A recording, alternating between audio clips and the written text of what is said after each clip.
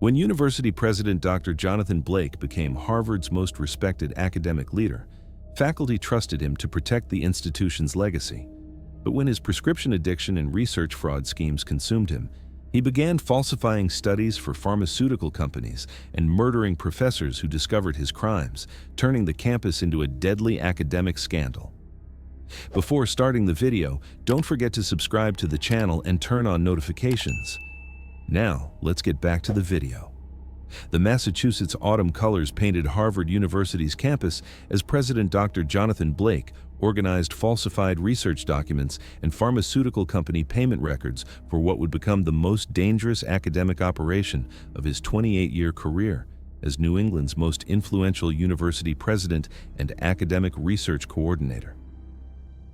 At 64 years old, Jonathan had established himself as Harvard's premier educational leader, controlling research funding and academic programs that attracted pharmaceutical companies, medical research organizations, and corporate sponsors who valued his university authority and his reputation for coordinating the most prestigious academic research affecting scientific advancement and educational excellence throughout the global academic community. Jonathan's presidential office occupied the historic administration building of Harvard University's main campus, featuring research coordination systems, federal grant management facilities, and academic program centers that allowed him to oversee the institution's most sensitive research operations while maintaining absolute control over academic funding worth billions, and research integrity affecting scientific credibility and educational standards throughout the international university system. The interior of Jonathan's office reflected his mastery of academic leadership and his understanding of university expectations for both research excellence and absolute integrity during the most critical scientific procedures affecting academic credibility, featuring walls displaying presidential appointments from prestigious institutions, photographs of groundbreaking research ceremonies, and testimonials from grateful academic leaders whose careers had advanced through his administrative expertise and strategic research coordination affecting scientific innovation and educational advancement. But beneath Jonathan's reputation for academic excellence lay a dangerous combination of prescription opioid addiction, systematic research fraud, and calculated murder that had transformed his university operations into criminal enterprises, where threatening professors and suspicious investigators met their fate through academic accidents and witness elimination during vulnerable research activities and scientific procedures. "Good morning, President Blake," said Provost Sarah Rodriguez, arriving for her weekly academic meeting about ongoing research programs and federal oversight that required Jonathan's coordination for grant funding and research integrity affecting university operations. Sarah had recently discovered irregular research publication procedures and had begun questioning Jonathan's explanations about scientific protocols that seemed to bypass normal university oversight processes and federal research ethics requirements. "Good morning, Provost Rodriguez," Jonathan replied, with the academic authority and research expertise that had made him legendary among Harvard personnel, who viewed him as both scholarly leader and scientific innovator, capable of securing complex federal grants through sophisticated research coordination and strategic academic partnerships affecting scientific advancement and educational excellence throughout the university system. Sarah had become Jonathan's most dangerous subordinate, not because of her demanding academic requirements or her federal coordination responsibilities, but because of her recent discovery of unauthorized research manipulations and her growing awareness of the fraud operation that Jonathan had been conducting while supposedly providing legitimate university leadership for academic programs and research integrity. What Sarah didn't know was that Jonathan had been systematically falsifying research data and murdering university personnel for over 4 years, using his president authority and access to academic research to coordinate pharmaceutical fraud while eliminating anyone who discovered his scientific misconduct or threatened to expose his criminal exploitation of university resources for corporate corruption and research manipulation, affecting academic integrity and scientific credibility. Jonathan's transformation from respected president to calculating killer had begun 6 years earlier when his prescription opioid addiction had escalated from legitimate pain management following an academic conference injury to daily dependency that consumed his substantial presidential salary and forced him into relationships with pharmaceutical companies who offered enormous payments for falsified research studies and manipulated scientific data affecting drug approval processes and medical research outcomes. His addiction cost over $8,000 per day, while his access to Harvard's comprehensive research facilities provided unprecedented opportunities for coordinating research fraud operations that generated millions through falsified scientific studies and manipulated academic data affecting pharmaceutical approvals and medical research credibility throughout the scientific community. His criminal activities escalated when several professors and university oversight personnel discovered evidence of unauthorized research manipulations and threatened to report their suspicions to academic boards and federal law enforcement agencies, investigating research fraud targeting scientific studies and university integrity throughout academic institutions. Jonathan murdered his first victim, a suspicious research coordinator who detected irregular data modifications by orchestrating a laboratory accident using pharmaceutical company assets that appeared to be research facility incident rather than premeditated assassination designed to protect fraud operations. The success of his first murder convinced Jonathan that eliminating threatening university personnel and suspicious oversight investigators was both necessary for protecting his fraud operation and achievable given his complete presidential authority and his ability to coordinate with pharmaceutical companies who could stage academic accidents and eliminate witnesses while providing plausible cover stories involving research hazards and laboratory dangers.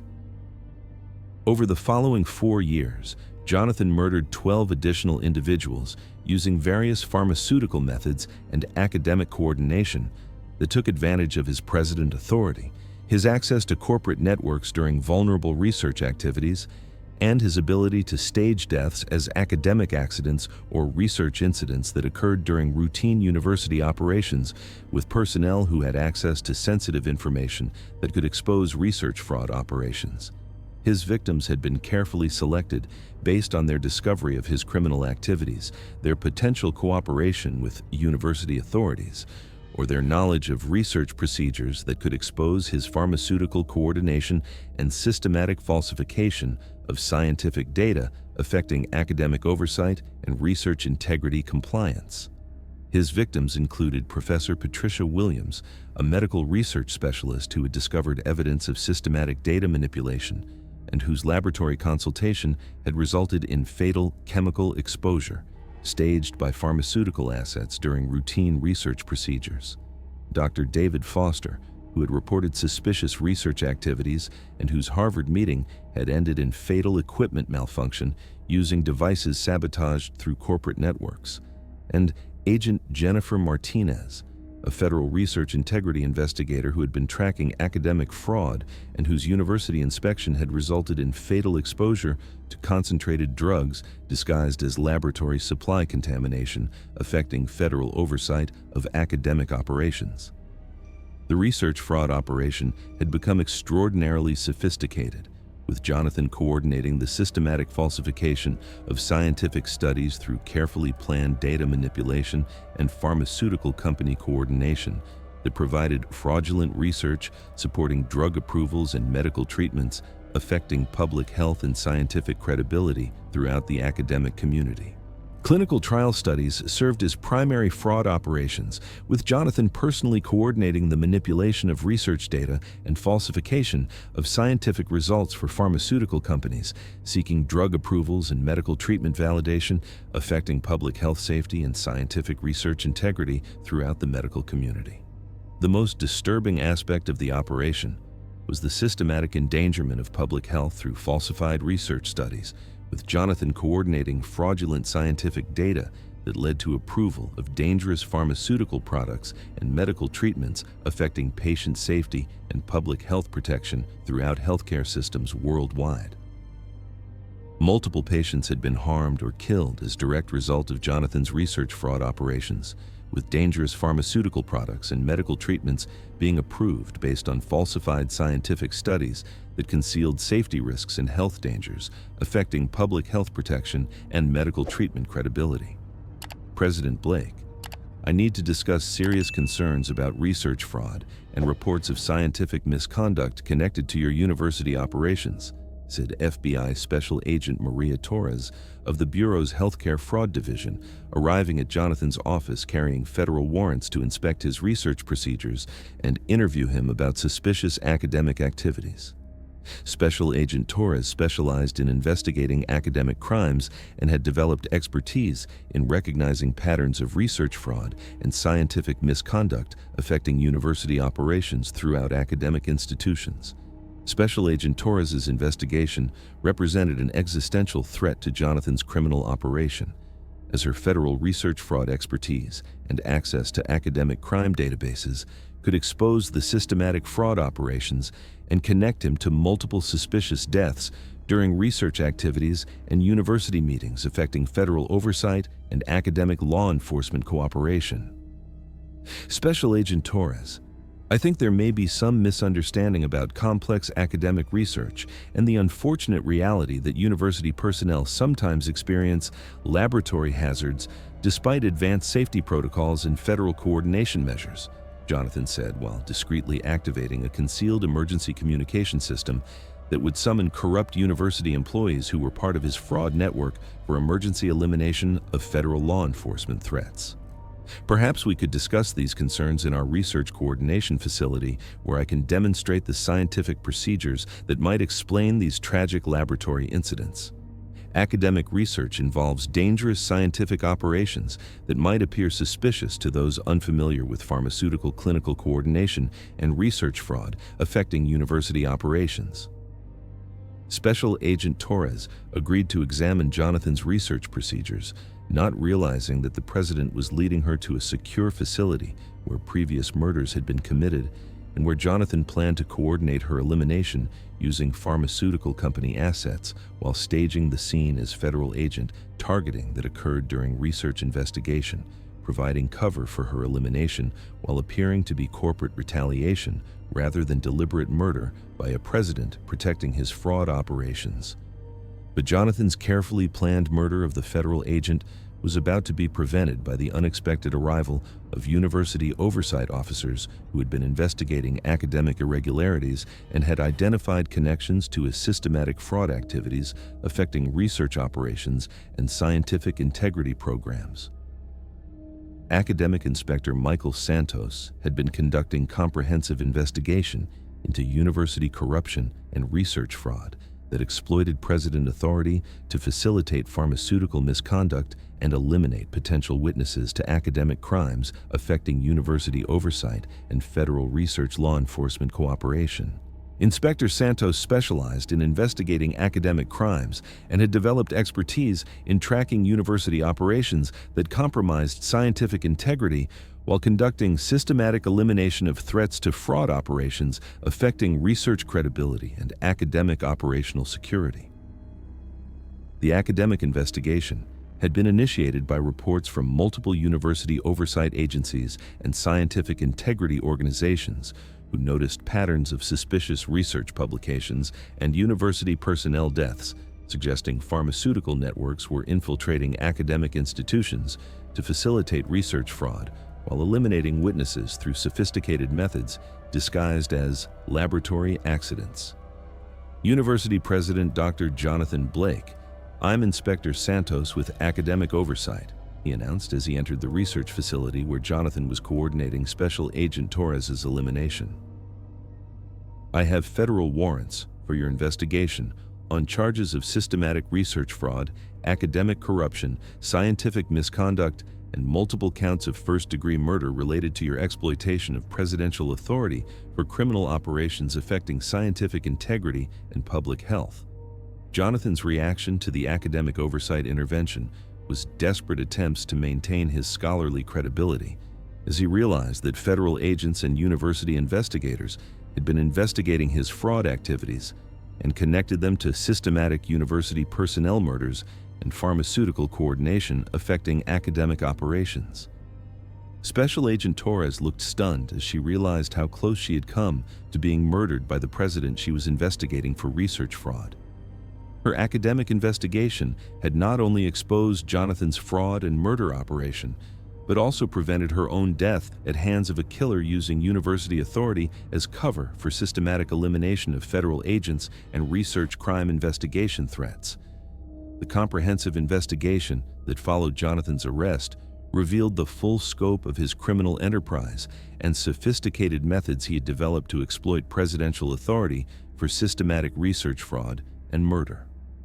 Forensic analysis of Jonathan's university operations revealed extensive evidence of his fraud activities, including sophisticated data manipulation equipment for research falsification procedures, detailed records of pharmaceutical payments worth millions, and comprehensive files containing scientific information that had been manipulated to support fraudulent drug approvals affecting university oversight and public health protection. The investigation uncovered Jonathan's connections to pharmaceutical companies who had been coordinating academic institution infiltration and research fraud operations while using his president access to falsify studies and eliminate witnesses through sophisticated methods disguised as laboratory accidents and research facility incidents affecting university personnel and federal investigators. Most disturbing was discovery of Jonathan's detailed knowledge of academic systems and research fraud coordination procedures, which he had used to develop increasingly sophisticated approaches for falsifying scientific data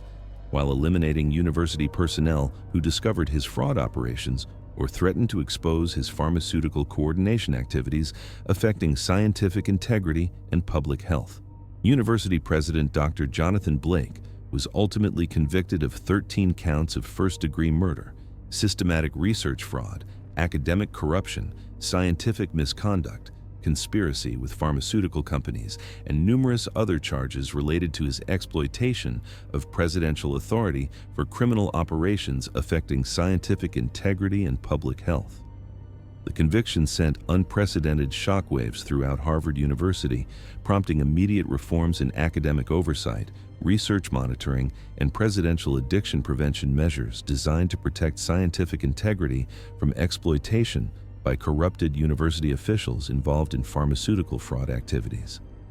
Several other university presidents and academic officials were investigated for similar criminal activities, resulting in enhanced oversight of research operations and new requirements for scientific verification, research integrity monitoring, and federal cooperation measures, making it difficult for pharmaceutical networks to exploit presidential authority for systematic research fraud operations. Special Agent Torres and Inspector Santos received recognition for their collaborative investigation and became specialists in academic crime investigation, developing new techniques for identifying research fraud operations and protecting scientific integrity from exploitation by corrupted university officials. Provost Sarah Rodriguez and other surviving university personnel required extensive psychological counseling and career rehabilitation to overcome trauma of learning that their trusted president had been systematically falsifying research and murdering professors while exploiting his authority for pharmaceutical fraud activities. The case prompted comprehensive changes in academic regulation, including mandatory federal oversight and addiction screening for university presidents with research authority, enhanced monitoring of academic operations and scientific procedures, real-time federal supervision of research publications, and new reporting procedures for suspicious university activities involving scientific integrity violations. Jonathan's conviction led to increased cooperation between academic oversight agencies and federal organizations investigating pharmaceutical fraud, with new protocols designed to identify university systems that might be exploited for systematic criminal activities while eliminating witnesses to academic corruption and scientific integrity violations. 5 years after Jonathan's conviction and life imprisonment, Harvard University continued implementing safeguards designed to protect scientific integrity from presidents who might abuse their positions for criminal purposes, affecting research credibility and federal oversight. The president, who had promised to protect academic excellence and maintain scientific integrity, had instead used his university authority to commit systematic research fraud and murder while exploiting academic resources for pharmaceutical coordination, threatening foundations of scientific credibility and public health. University President Dr. Jonathan Blake's final address had been permanently canceled by comprehensive investigation of academic and federal justice, where he would serve multiple life sentences without possibility of parole, proving that even university officials who attempted to exploit their presidential authority for criminal gain could be identified, investigated, and brought to justice when dedicated federal agencies worked together to protect scientific integrity from predatory academic corruption. The president's final address had concluded with his permanent removal from academic service, serving as lasting reminder that those entrusted with scientific integrity must never abuse that sacred responsibility, and that university officials who would exploit academic trust and research authority for criminal gain will ultimately face full consequences of their betrayal of scholarly integrity and scientific credibility. Thank you very much for listening. Please let us know what you think of this story in the comments.